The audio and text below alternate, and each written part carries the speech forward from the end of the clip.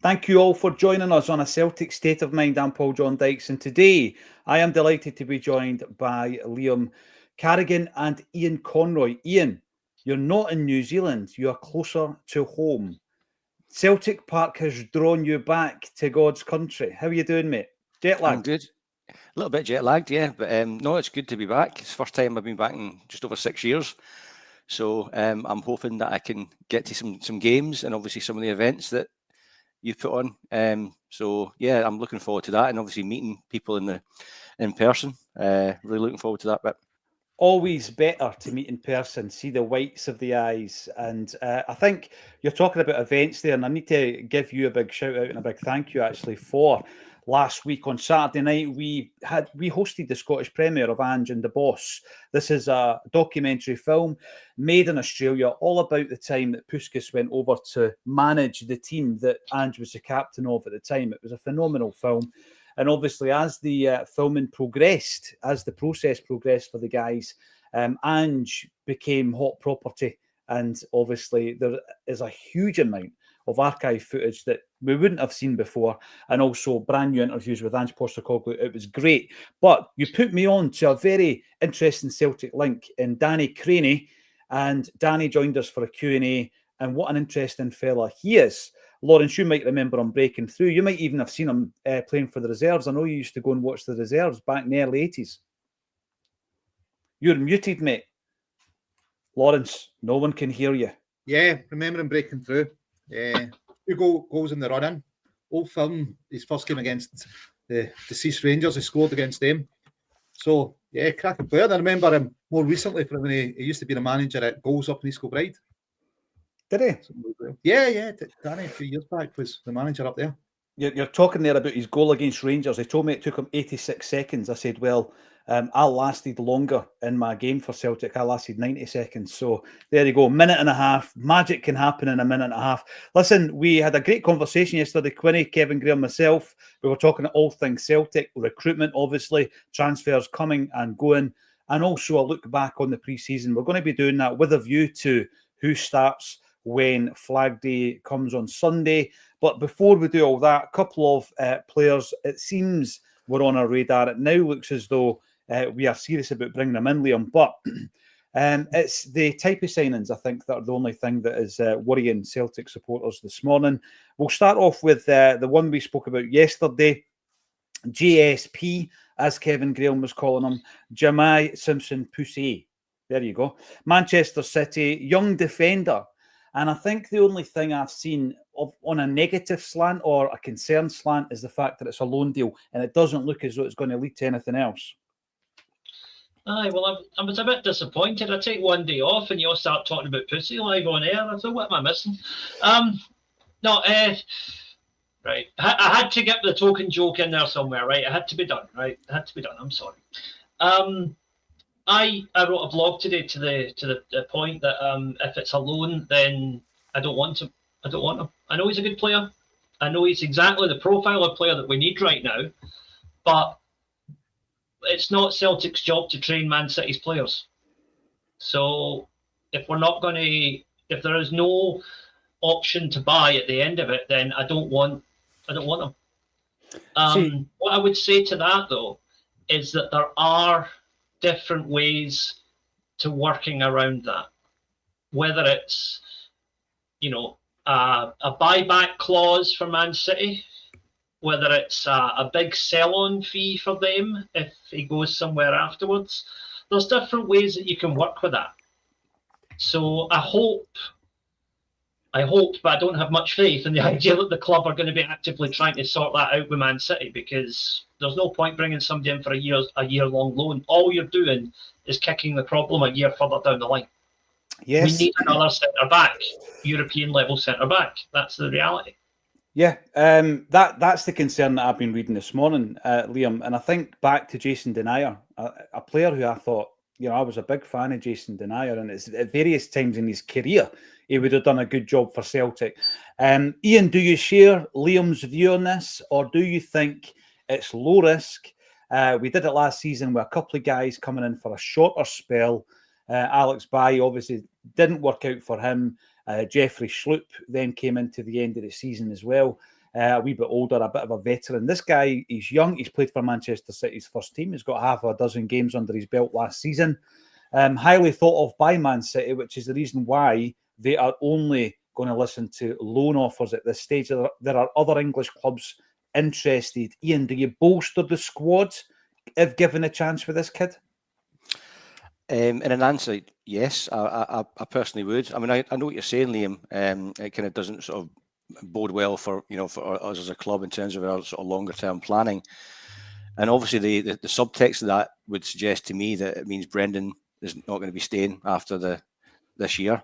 That kind of happened last time when he was on his way out. We started getting loads of loan players.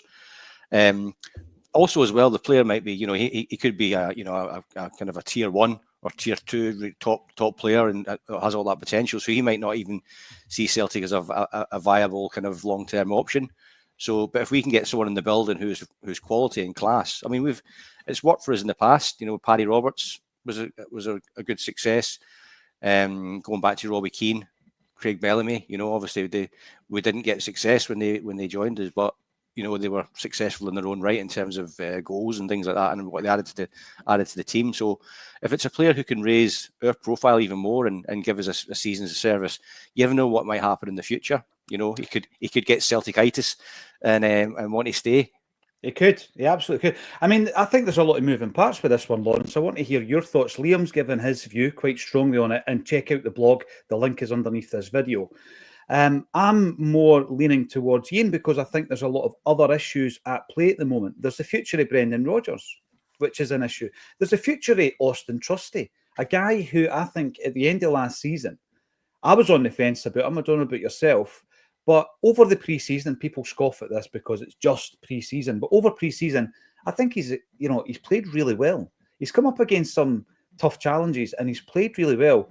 So is it a case of we've not made our mind up about Austin Trusty at the moment? We're going to run for another 6 months with him being a kind of job share with Liam Scales, if you like. But we bring this other guy in just in case we need him. And also he can play right side, he can play left side. Carter Vickers has had injury worries.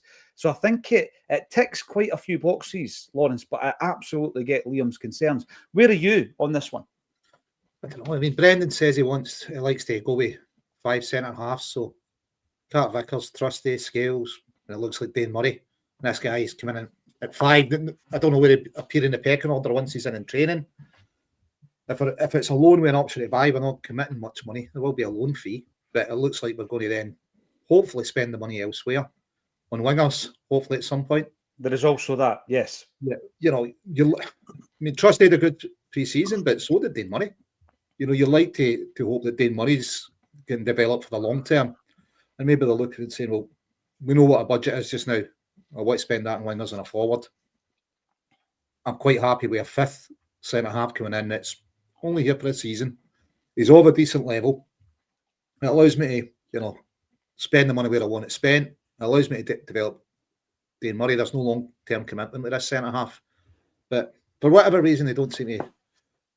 If it is this guy, alone without the option to buy, it's... Would the guy want to come here? Has it been touched on? So, yeah, if he comes in and he's the backup centre half, and we do decide to spend the money elsewhere, and it gives us more to spend on perm players, happy with that. I suppose you've got to look at when the transfer window slams shut, who have we brought in? Where did we spend the money? And if it's turns at going from 2-3 million wingers in to going for 2-6 million wingers because we got centre half on loan as opposed to buying one. Unhappy with that. No, that's a good point. That's a great point, Lawrence. 3 million wingers, mate. You're like, where's the money getting spent? No, I think it's a great point, and it's one of those other moving parts, isn't it? The fact that we were talking yesterday about pushing the button on the big targets, and there being something of a nervousness and anxiety around whether or not we're waiting, obviously, until we see our Champions League fate before we do that. But yeah, there'll be a budget, like you say, and it may well be that you don't want to spend a massive part of that budget because a 19-year-old Man City kid, a graduate with first-team experience, will still cost you quite a few quid. That's what we've learned, obviously, buying players from down south. The other thing I would say, and we're going to move on to another target, which is coming from the same area, the same region. Is this something that we need to look at and say, Ian, maybe this isn't so much a Brendan Rodgers signing, but it's one of these Paul Tisdale, David Pleat signings in terms of the identification of the player, Ian, because we've been hearing a lot about the fact, and listen, we don't hear much from them, so we can only go by what we are finding out elsewhere. David Pleat having this encyclopedic knowledge of the English game at all levels, all the way down below the first team level. And then obviously we bring in Callum Osmond. We're linked today with 2 players from English clubs. Where do you think it's coming from? Is it a collective? Is it the result of things actually being put in place several months ago, Ian? What's your take on it? Possibly. I watched Cy Ferry's interview with Jermaine Defoe a few weeks ago. I don't know if anyone got a chance to see it. It was really good, actually. He seems like a really nice guy as well, albeit he played for the wrong side of the city. But and he mentioned in that interview, he was raving about David Pleat, and he said that David Pleat, even at his age, has an encyclopedic knowledge of all youth players in England. Mm-hmm. So I think we're quite, if it's a Pleat sort of identification, I think it bodes well. I always think that David Pleat had a really good eye for a player as well when he was managing. At Spurs, Sheffield Wednesday, I know they didn't do too well, but he made some exciting signings and style of football. So I think potentially it's a collective. Obviously Brendan's got to get final sign off. But when you look at Liverpool as an example, I mean, I've seen that sort of they're sort of, I don't know if it was a transfer committee. I think it was under Brendan, but Klopp wanted to sign certain players. He didn't get them, and the club signed. I think the club signed Salah, and obviously that worked out pretty well. So sometimes it does work with the club signings. That identification process is a tool that's given to the manager, and it works out really well. So. Mm-hmm. I tend to think that, I don't know much about Tisdale, but David Pleat certainly, with him having an oversight of it, I think is good news for us. I also look at who's on their way out, and I look at improving the squad. This is the big thing, Liam. We always say this at the end of a transfer window. Are we better than what we were when we've gone into it? And you look at the defenders who have left the club, Lagerbielke and Nawrocki. Well, listen, even though we got a couple of little snippets last season of Nawrocki and what he can do, the writing was on the wall for these guys. So they've been moved out. And you look at this kid and you think to yourself, right, so as a backup, are we now better covered with him, with Scales, with Murray? I'm guessing that Stephen Welsh will leave the building at some point this summer as well. And we'll wish him all the best when that happens. There are other comments coming through. What's your take, Liam? Is this part of the bigger master plan that Paul Tisdale spoke about at the Fans Forum? Well, I wish that we all had a better idea of what that master plan was, and I really don't understand why Celtic are being so secretive about it.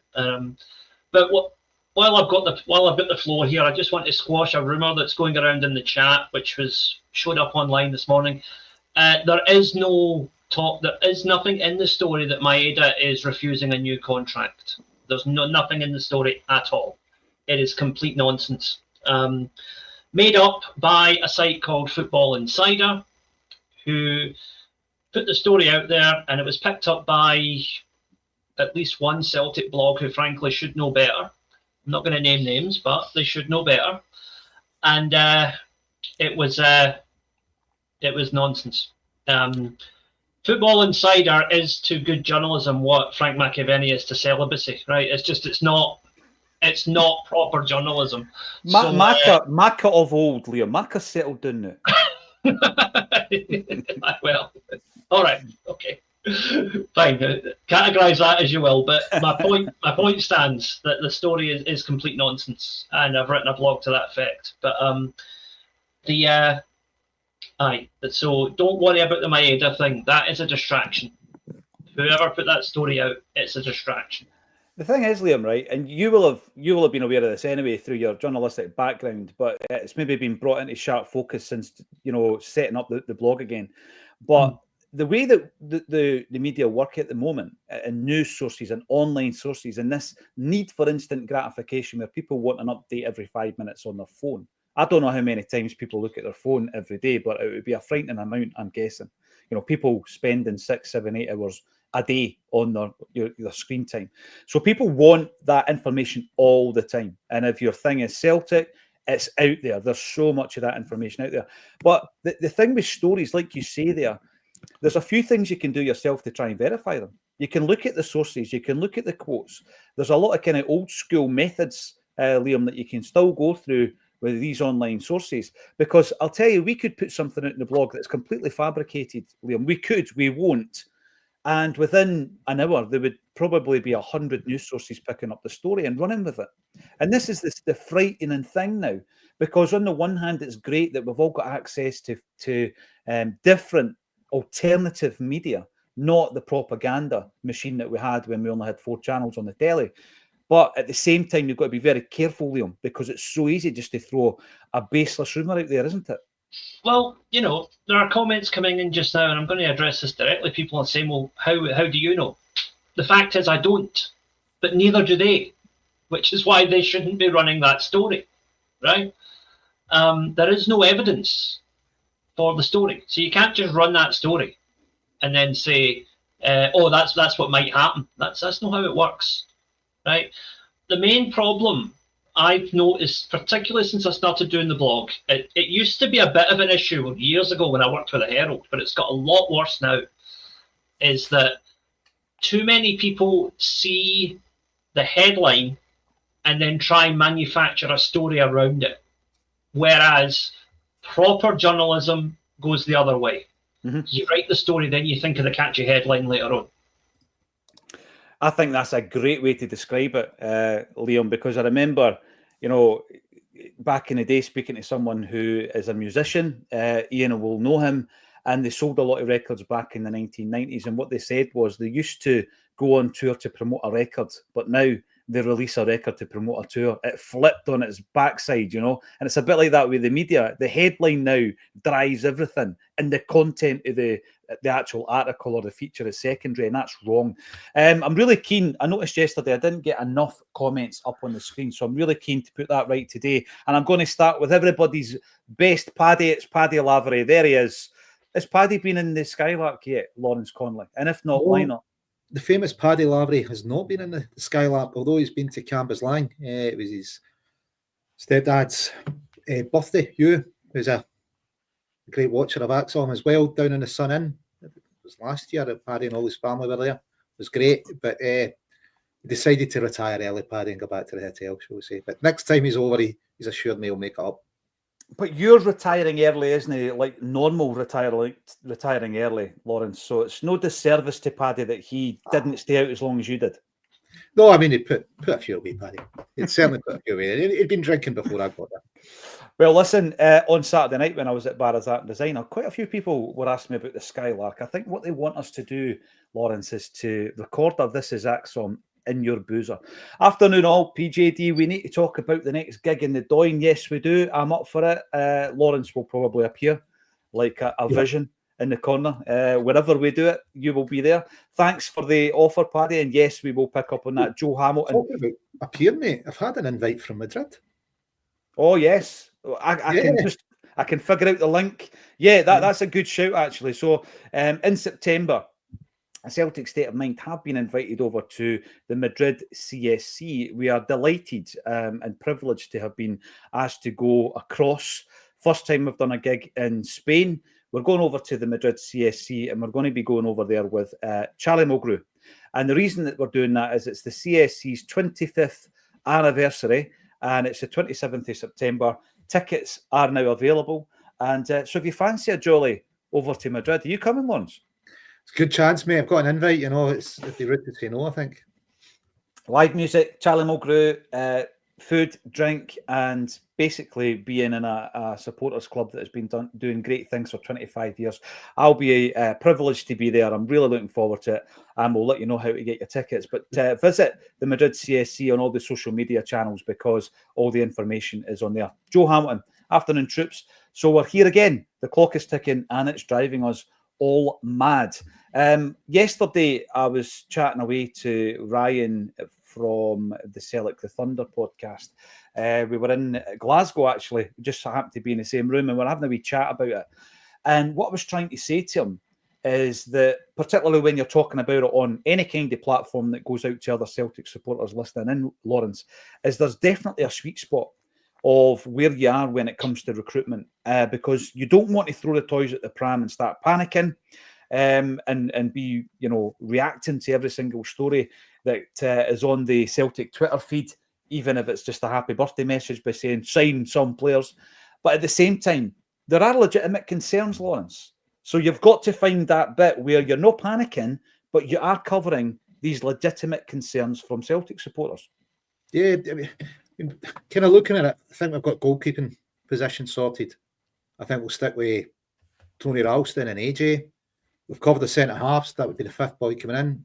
Inamura's been a bit of a surprise. So Tierney's obviously first choice. It looks like Inamura, if he can replicate this in some game time in August, we might not need to get another left back. Midfield, you're probably going up Engels and Bernardo, good cover. Negrin and Hatate, good cover. And the perennial question, who can we get cover Callum? It's a tough one, isn't it? So I think defensive mid's needed. And wingers and strikers, we need to spend some money. We do need to spend some money, Lawrence. Obviously, the big concern this time round is the Champions League qualifier. So it's a slightly different window to last year. People may be sitting there going, well, I want to find out if you're playing in the Champions League before I commit. That's another consideration. You're going to have guys, and it's no ideal for us as a football club. We want them in the door. We want them bedded into the team so that obviously they can help us get to that stage. But it's a very difficult one, isn't it? There's a real balance there because a lot of these guys will have other options and they want to make sure that the team they're playing for is in the Champions League. So it's a very difficult balance to strike. Yeah, I watched the pod on Friday and I really liked the chat, and Colin Watt echoed a lot of things that I think, and if you look at that kind of, the fact that we kind of broke our transfer record twice, but if we'd actually grasped the nettle and pushed it out a bit more, there was fine margins in the Champions League. Look how we could have finished further up in the league, and got maybe a more favourable draw rather than Bayern Munich. But that said, we also how close we got with Bayern Munich. So just that little bit more of an investment, that little bit more faith, that little bit more backing of Brendan Rodgers. It's the defining attitude that I hope that we can pick up and sort of take on. Yeah, it's great to have Colin back actually on a Friday. Brilliant to have him back. He's just been busy with life. Thomas Burns, always a pleasure to see you popping up on a YouTube. Josh Brownhow, is that a name that Lawrence has mentioned before? For me, would be a fantastic signing. He's on a free. We all know Celtic love a free transfer. You have mentioned him before, Lawrence, I believe, a few weeks ago. Yeah, I think we were looking at around about January time. I don't know, maybe Negrin's come in and filled that position we're looking at Josh for, but loads of experience. Can play anywhere in midfield. He's got goals and assists in his game. We've got a few young players in there, and Bernardo and Engels that we maybe benefit with bringing a bit more experience in, even just during training as well as matches. So wouldn't be adverse to see him come in, but I think we'd be like a Liverpool player, another young player as cover for Callum. It'll be interesting to see what they do about defensive mid because, geez, we've had so many people in that's going to do it. It's Azagard, Wata. There's been loads that's meant to be putting in a challenge to Callum or adequate cover, and I don't think we've ever found somebody that is. I think maybe Logic playing deeper that time was a revelation. O'Reilly playing deeper was a revelation, but I don't know. It's something we're going to need cover for. You want to. Just thinking for a moment. I can't remember Logic going in the slide tackles. He was brilliant, actually. He was excellent as a defensive mid. Listen, I'm going to pick up on that, Lawrence, because the Liverpool player you mentioned is a defensive midfielder. I think this is more of a surprise than the central defensive link. It's Stefan Bajcetic. Again, Liverpool, first team experience. He's had a couple of loans as well. He's only 20. And from the kind of reaction that I've seen online from both Liverpool and other football fans who know a bit about this guy, that there's a bit of excitement around this link. I was thinking, and we're going to run through the team, obviously, we're going to do this all week actually in the lead up to Sunday. But I was kind of thinking, Liam, and I want everybody's thoughts on this.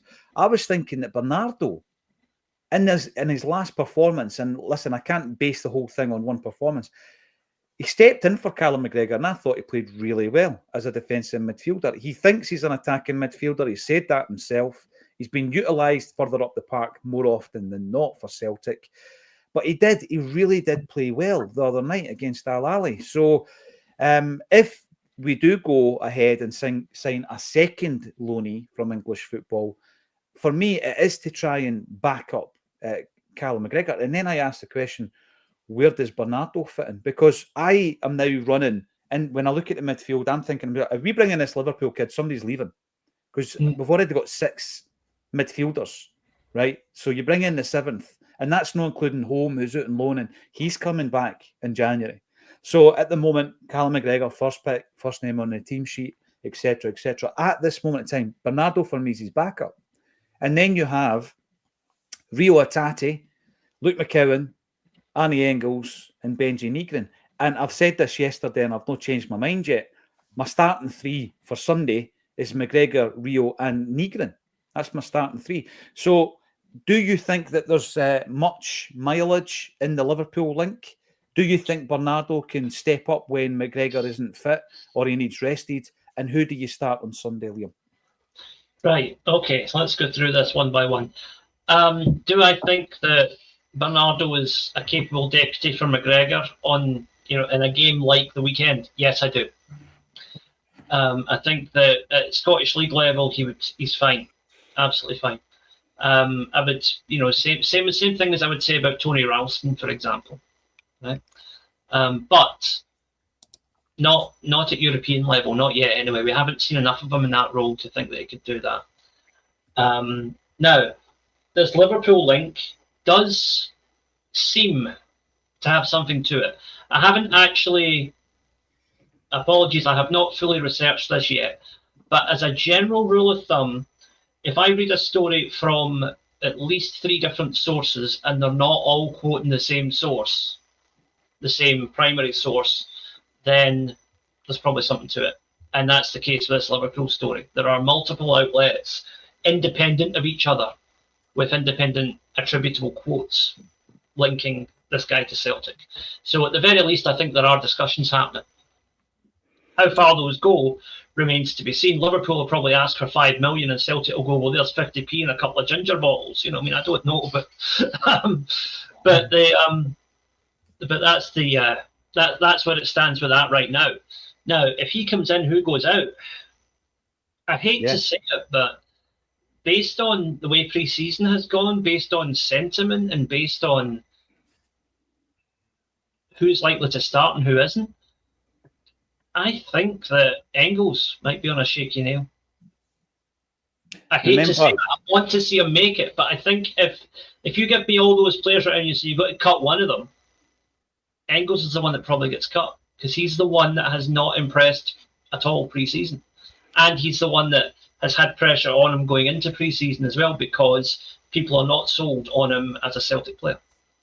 So yesterday, my name, unsurprisingly to many who listen to Acsom, was not Arnie Engels, Liam. It was Luke McCowan.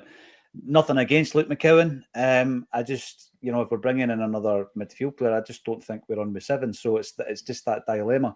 Remember last season, interest from Atalanta and others for Arnie Engels. So we'll see how that goes. I think it's one of the ones, Lawrence, and I know to a point you agreed with us. I'm not sure where you are now.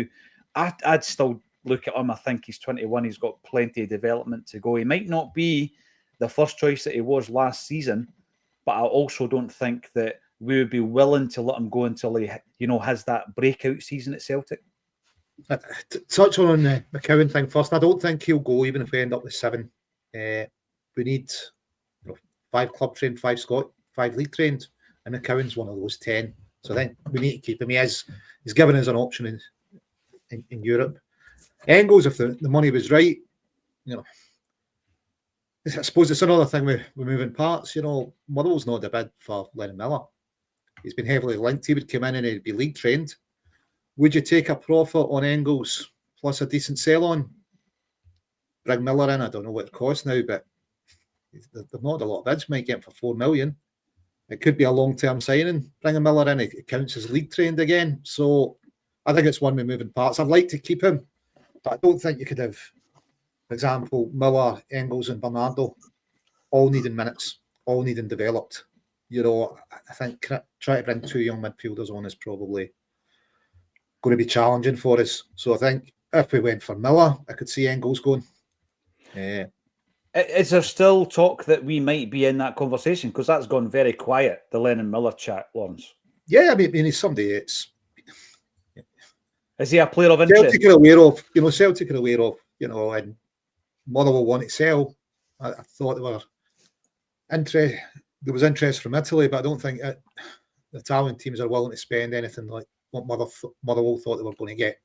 I think Ferguson initially went there for 2 million, and I think Motherwell were hopeful of getting a bid kind of 4 or 6 million from Italy, and I don't think that's going to materialise for them.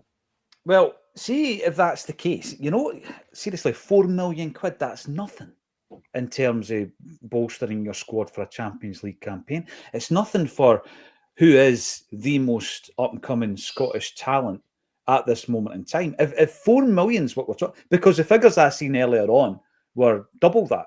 Motherwell were holding out for double that. That's what Motherwell was looking for, but 0 bids. So you're kind of going, right, they know they've got to sell. I mean, that Motherwell manager will want to invest in his squad. He's not doing that without, or certainly can't do it at the level he'd want without getting some money for Lennon Miller. So I suppose that's got moving parts. You know, if the Italians up their bid and start getting near what Motherwell want, we might say it's too much. But, Lewis Ferguson goes for 2 million. I think he was a lot more experienced when Bologna bought him, and he had better performance, more consistent in the SPL. So would they be thinking we'll pay, 2 or 3 times what we paid for Lewis Ferguson for Lennon Miller, who's less experienced, not as much game time under his belt, maybe not as many good games?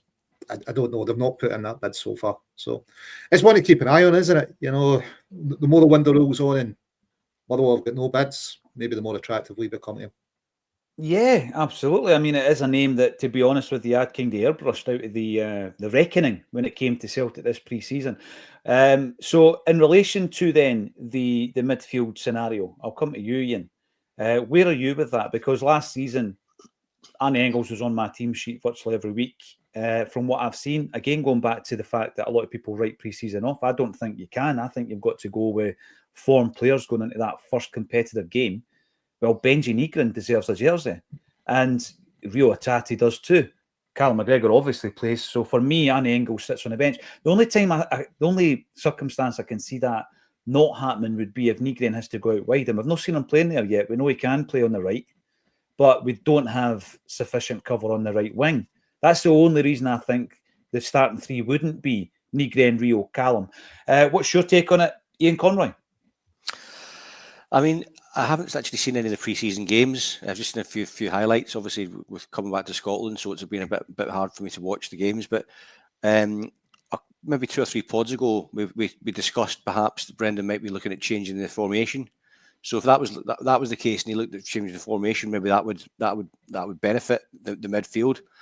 I've said this a few times. Obviously, we all know Callum's not getting any younger, but I firmly believe that Engels is a player, but also he's a number 6. I think if he does a Kieran Tierney and gets himself in the gym, turns himself into that unit that Kieran Tierney did, and he commits to, or Brendan Rodgers commits to putting him in the number 6 role and alternates him with Carmack, we get obviously more out of Carmack as he advances in years. And Engels grows and develops in a position that I think is his strongest. And that's what Derek Ray said, who's the German football expert, when we first said that before. When we first signed him, Derek Ray did an interview and he said that, he was old beyond his years. And Ian's just dropped out for a moment. Everybody froze and I wondered if it was me. Hopefully he'll come back in. He's in a new environment. So maybe somebody switched him off. Someone in that company might not like Celtic. Who knows? In the meantime, it's a decent resting face, Ian. So I won't feel guilty if I leave you up there, but it doesn't seem right. So we'll drop you out just now, see if you can reboot it. There you go. There's always that moment where you think, is this the Fife Wi-Fi? River C, we're going to bring in some comments now about some of the talking points. We are bringing in, it would appear, 2 loanees, one from Man City, one from Liverpool. How does that leave the state of our squad? Are players hedging their bets until they see whether or not Celtic are qualifying for the Champions League proper, or whether they're going to drop down to the Europa League? I don't even want to mention that. I don't even want to consider that. River C, I don't mind loans as long as it's with an option to buy. Agreed. Else we might as well play Murray, develop our own lad. Right. I think this is the concern. You bring in Alex Baye and then he leaves again. You know, and you don't really benefit at all from bringing him in. It's a proper sticky plaster. It's a stopgap. It doesn't really benefit Celtic other than in real time when he's playing minutes. And there have been occasions in the past, and Ian mentioned a couple of them, where loan deals that never materialised into permanent moves were, I mean, in terms of his goal return, Robbie Keane, Lawrence, you're a big fan. Robbie Keane, at 19 games, 16 goals. And Craig Bellamy, no one can argue he made an impact at Celtic. But there's been a lot of other loan deals where it was just like they came. Remember Rami Gershon? Remember him? Yeah. Yes, and a half. Listen, on the Baye thing, I think when we've taken him, and then just before Christmas, there was word that we might get KT.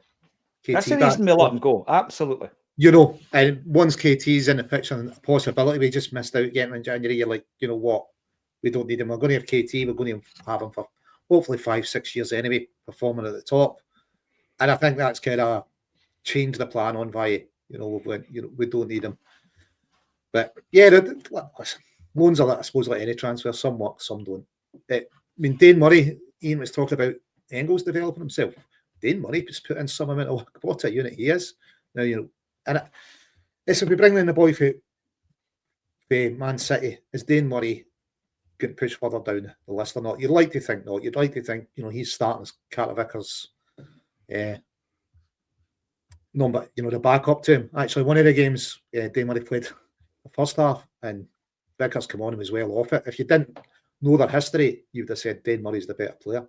So I think he's a cracking pre-season, and we don't want to halt his development. But, you know, if it's a loanee, a decent player, and don't want to spend so much money at centre half because we think Murray's got long term, you know, but we're going to call that after another season. Plus, it allows us to spend money further up the pitch. I'm happy enough with it. But you're wanting Murray to perform in training, perform in the minutes he gets, and keep this guy out of the team, or at least to stay ahead of him in a pecking order. I think Dane Murray's quite an important discussion point when we're talking about bringing in Simpson-Pusey, because of the fact that he's had major injury concerns over the last, in fact, since he came into the Celtic first team. I mean, he's had 2 years out in his professional career, and he's only 22, which has resulted in him only appearing in 4 competitive games for Celtic. We know that he had a loan deal out as well to get game time. Brendan Rodgers rates him highly, but there is always that risk, Lawrence. So you bring another body in because there's that risk with Murray. There's also that risk with CCV. He's missed games every season since we signed him. So in that respect, I get it. I understand why, but I also understand when people are thinking it's short-termism. We were glad when we started to bring in guys with an obligation to buy or an option to buy.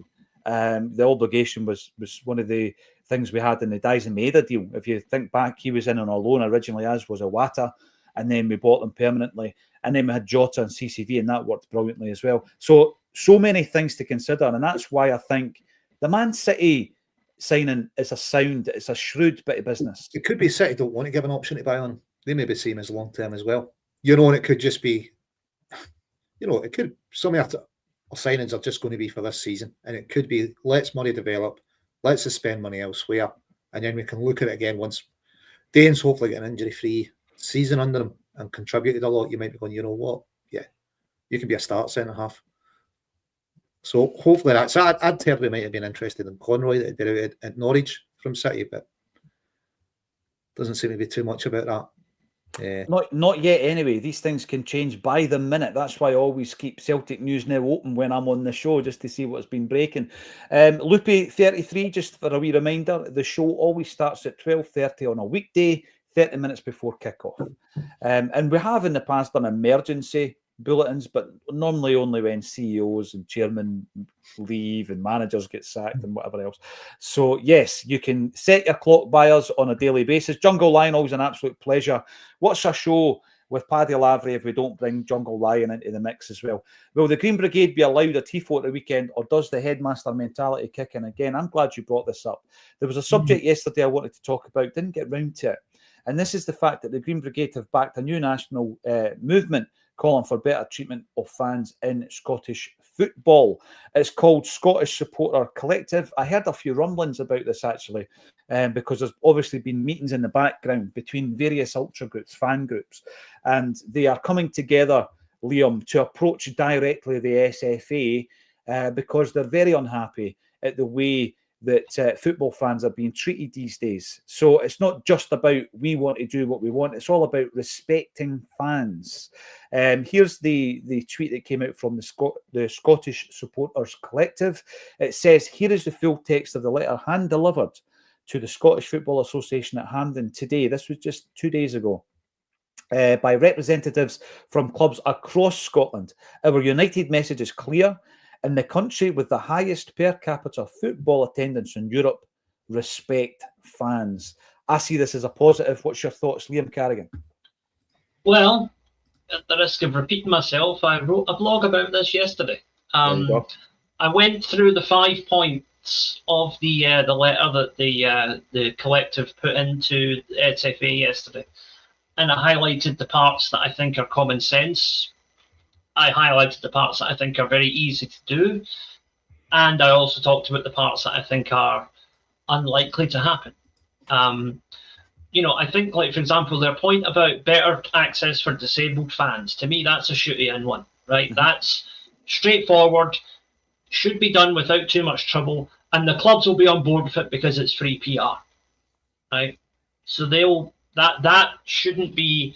To me, that should not be a difficult issue. Anybody who objects to that is going to come across as being, on the wrong side of history, if you like. When it gets a bit more contentious is the idea of having pyro disposal bins on site at stadiums. Now, to me, that's a common sense move. It works in places like Germany, Turkey, various other European leagues where pyro is accepted. And it does make the whole thing a lot safer. But the problem is, you're by doing that, the police and the SFA would be giving us a tacit admission that, yeah, okay, we accept that pyro is a thing. And I don't think they want to do that. They are too stubborn to admit that they're wrong on the pyro thing. Yeah. I'd say that on pyros, I saw John Fallon, God rest him, his daughter posting saying that her dad had been adversely affected by inhaling pyro smoke at a game. So while they're still there, I don't know, you can't deny they're there. I think it's something that perhaps that they need to take on board and look and go, look, we could really be damaging people here. Is there a better way? Is there coal pyros? What fumes are getting given over? They seem kind of just wedded to something that's banned from stadiums, and I don't think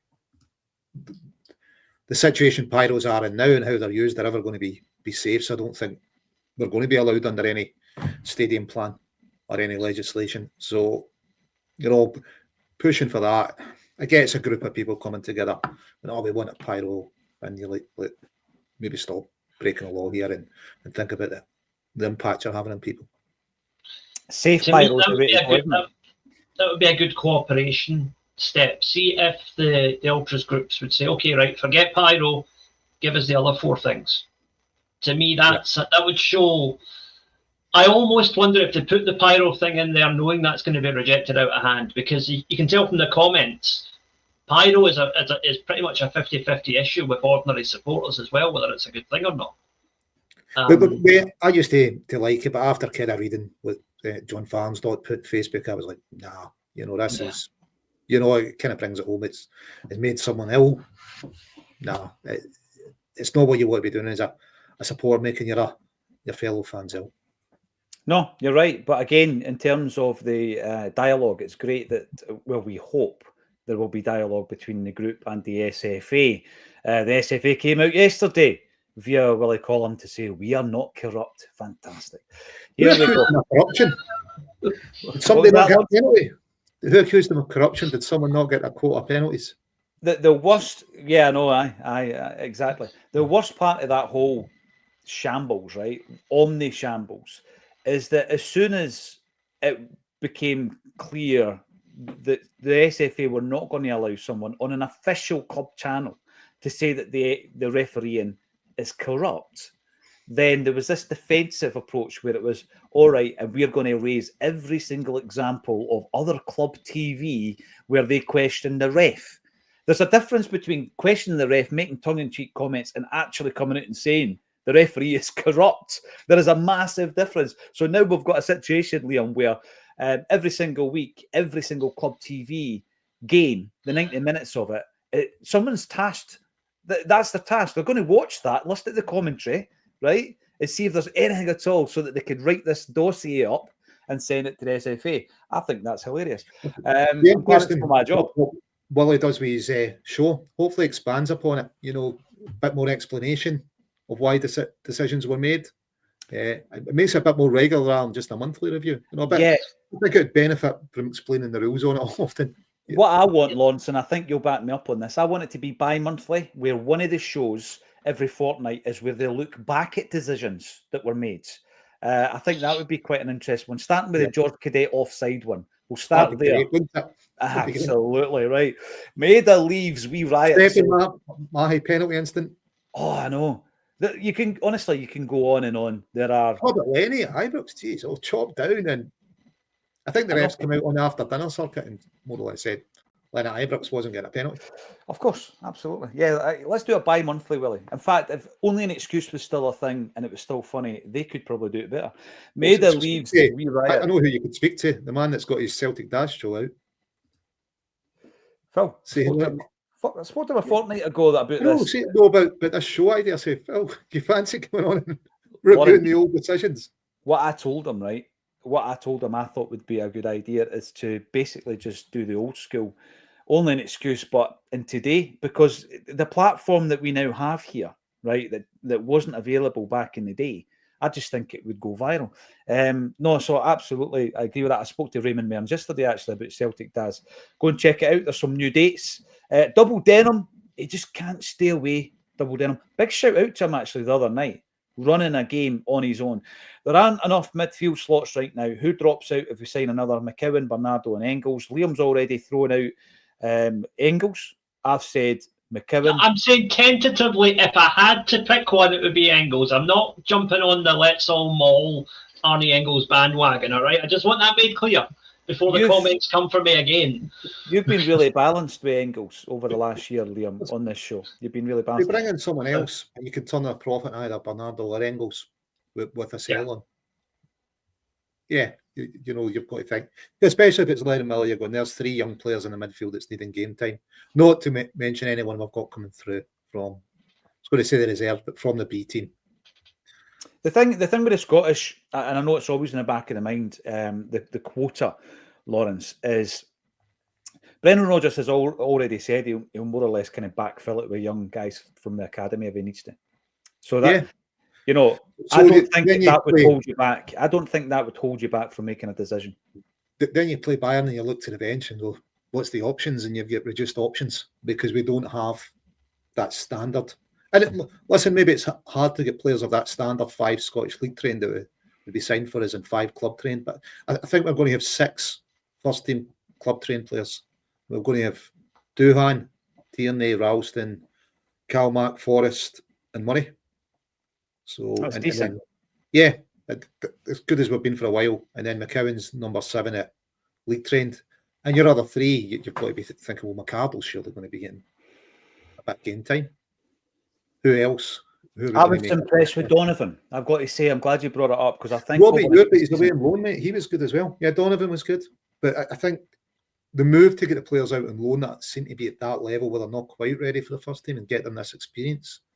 I don't know if that's Sean that's been doing that, but I think I think there's definitely been an upsurge, Lawrence, like you say, in young guys at that point of their career where, you know what, they're not going to learn from another season in the Lowland League, but they're not going to break into the Celtic team this season. So get them out and get them game time somewhere else.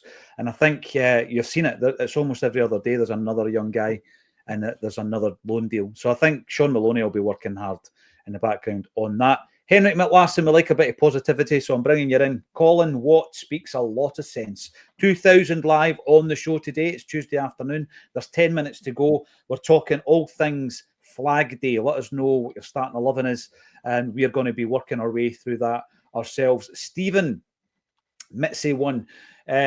Shooting is as talking actually about Bernardo. His shooting is as good as Lennon's and Lambert's. Bernardo is no attacking midfielder. I agree. I don't think he is an attacking midfielder. There was a moment 2 seasons ago. There was a period, a little purple patch of about 4 games where he got in and amongst the goals. One of them being the goal against Rangers, of course. But from his overall performances, Stephen, I agree with you. Durban Culture, we need a midfielder who can play at Ibrox. That would help. And Ryan, someone. I'd much rather give Murray game time to develop than a lone player who we're not going to buy. Right, so would I. I think there's just a risk actually attached to Murray. And I think this is a huge season for him. And I don't mean that on ability. I just think it's on the fact that he's had these injury issues. He's obviously went away and done what he's been told to do. Lawrence has already pointed that out. He's come back like the Pringle man. Remember him, the golf guy with the big shoulders? He was like just a triangle. He looks like that. He's got the shoulders. He's been bulking up, and I hope he gets loads of game time, Ryan. 100% agree with that. David Boyle, get players in. We are not asking for £11 million players, just good players that can cut it. Well, the thing with that, Liam, there is always a perception based on a transfer fee. Benjamin Nygren comes in at 1.7. We know the situation with his deal and his contract. But for me, he's one of the high points of pre-season. Inamura comes in at 250. Again, an absolute, bolt of lightning out of nowhere. And he looks like a player. We don't know yet, but he looks like he could be a player. That's 2 guys for under £2 million. So you can still do good business. It's not just about, spend. It's about bringing players in, and you can see that the areas that need strengthened are being strengthened. That's what it comes down to. Shin was also good. I think you could throw him in there from what we've seen him. Liam will be able to tell us more about him. Yeah. Been light and quick. I know the goal was called offside, but he looks a player. No, he does. He does look a player. That would be no surprise to you, though, Liam. Just as long as Shin isn't feigning injury at the weekend. Oh, there you go. There's another headline. That's a headline I would click. So he would have gone away, mate. We'd still get to see him late in the season. So what you've got, Liam, is Shin Yamada finally arriving. There was all that talk around club signing, etc., about him and Inamura. It's maybe taken some of us by surprise. You've been watching the player for some time. You were giving us updates on his international non-appearances whilst this deal was getting done. That intro, that cameo that we saw the other night against Al Ahly, is that what we should expect? Is that the type of player that you've been watching over in Japan? Yamada was never a signing of the same profile as Inamura, right? I think Inamura came in initially as a guy that was going to go out on loan, but I think he might have done enough in pre-season to convince Rodgers that he's the backup to Tierney now. Maybe, right? Maybe. I think that Yamada, on the other hand, if you look at the goals that he's scored in the last couple of years, you look at the level he's been playing at for Kawasaki Frontale, arguably the best team in Japan over the last few years. That's not a guy that comes to Celtic to be a squad player, right? He's coming to Celtic to play in Europe and to hopefully try and sneak into that World Cup squad with Japan. I'm not sure how likely that is to happen for him, but I think it's, that's what he's got on his mind with a move to Europe. He's not coming here to get loaned out to Hibs or whatever. That is something that could still happen with Inamura. I hope it doesn't, because I think he's done enough to warrant a squad place. Mm-hmm. But with Yamada, that was never on the cards for anybody that knew the player. He was always going to be a part of the first team squad. And for me right now, assuming that Dyson is going to be playing on the left wing, Yamada starts up front. He's our main striker while Dyson is out left. This is a really good discussion point. We spoke about it yesterday, and I actually listened back to it, not to listen to my own voice, to listen to Quinny and Kevin's take on this, because one of the discussion points, Lawrence, Liam's already given his view on this, is who starts up top. Now, assuming that we play the formation we've been playing since Brendan came in, largely. I know that it's different when we're in defence. We change formation, or not in possession, rather. Adam Ida, if you don't play him, this is the point I made yesterday, if you don't play him, what kind of a message does that send out to him? Has Yamada done enough in 45 to get a starting berth for the first game of the season? Johnny Kenny's worked his socks off, but again, I said that yesterday, I don't think he's quite there in respect to the quality that we need. Who starts for you? That's a simple question, Lawrence. I think Ida, he scores the Champions League goal, does well just after Kyogo goes left, then gets dropped and Maida moves up front. And Maida done brilliantly up front. If you're Adam Ida, you're maybe going, geez, what did I need to do to keep my place in the team? We've now been rumoured with signing various strikers for a lot of money, and Ida's maybe going, well, how does Shin jump ahead of me here? He's at 45 minutes. How does he jump ahead of me in the starting lineup? Where does that leave me? How's Brendan going to then manage Adam Ida? Is that someone? I don't think we get 9 million for it sell Ida now. Yeah, I think you'd lose millions on him, and I don't think that's something Celtic look to do. So I think if you don't start Adam Ida, it's giving Brendan a problem to manage. What are you going to do with this player? He's a 9 mil striker off the bench, 20 goals, decent goal return coming off the bench. Listen, Shin looks good in the 45 minutes I've seen him. Leaves obviously seen him a lot more, but has he done enough to replace Ida? I don't think so. And added to that would give Brendan a problem of how he's going to manage Adam Ida.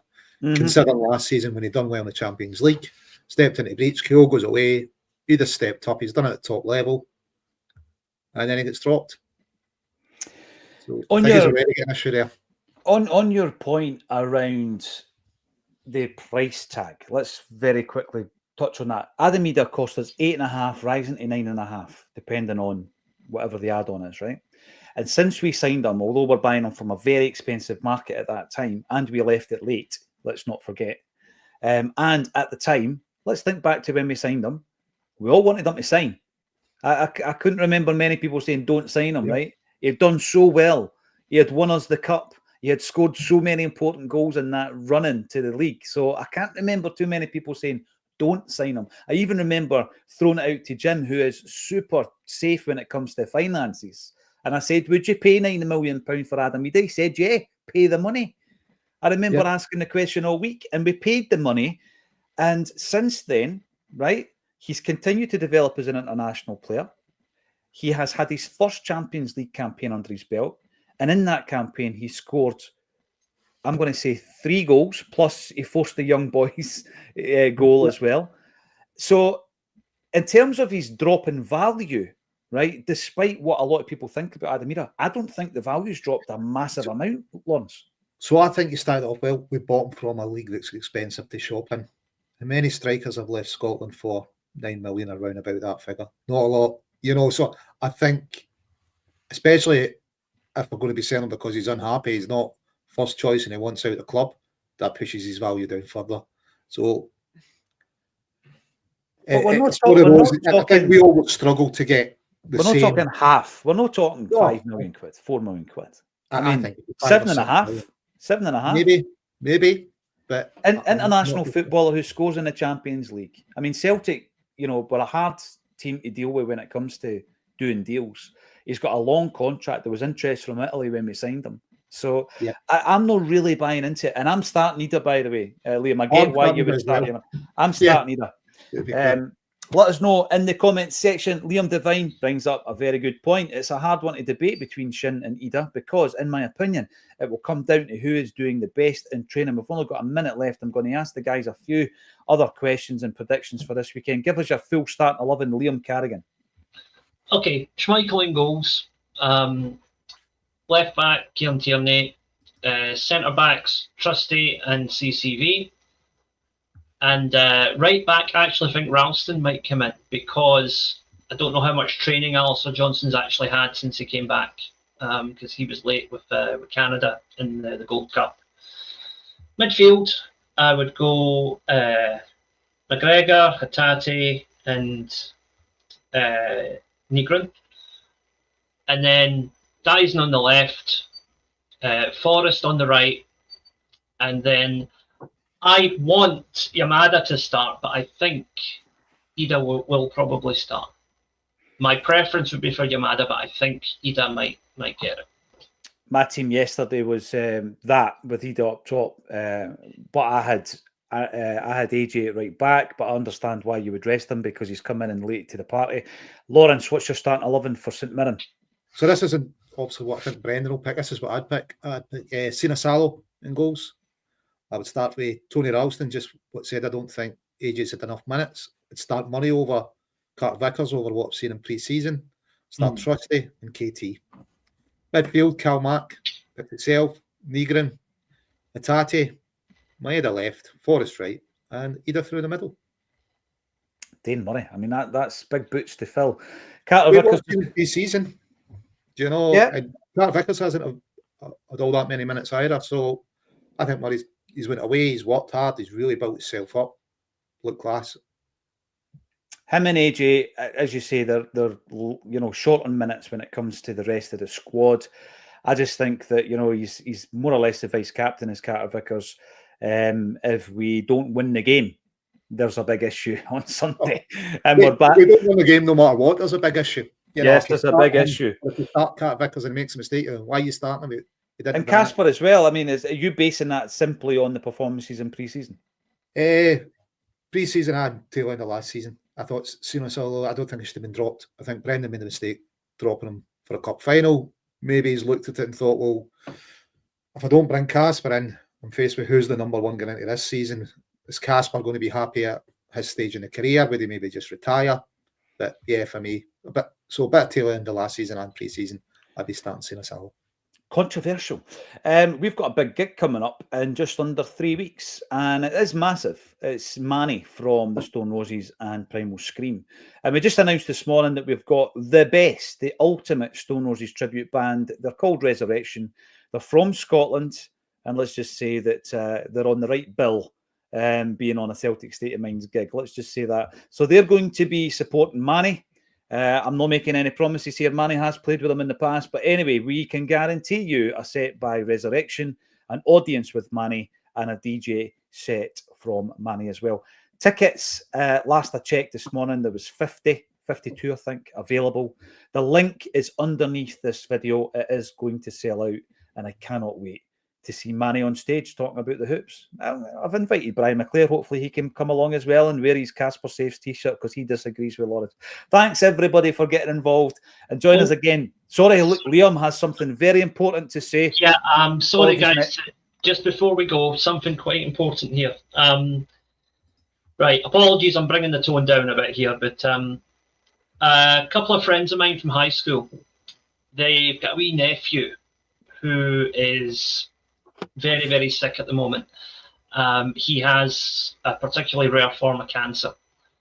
Now, this is not asking for money thing, okay? Because money is not what they need right now. What they need is for as many of you as possible to register as potential stem cell donors, right? The wee guy needs a bone marrow transplant if he's going to have any chance of getting through this. That's the reality of it, right? We thought he was in remission. Then a few weeks ago, the family got the news it's back again and it's more aggressive than before. So anybody who is of the, I'm just double checking this. If you're aged between 17 and 55 years old and you're in reasonable health, don't need to be perfect health. You can be a chubby guy like me, but as long as you're in reasonable health, you can register at dkms.org.uk. And that way, if anybody has the matching genetic, whatever it is, that this wee guy needs, you can be the donor that might well save his life.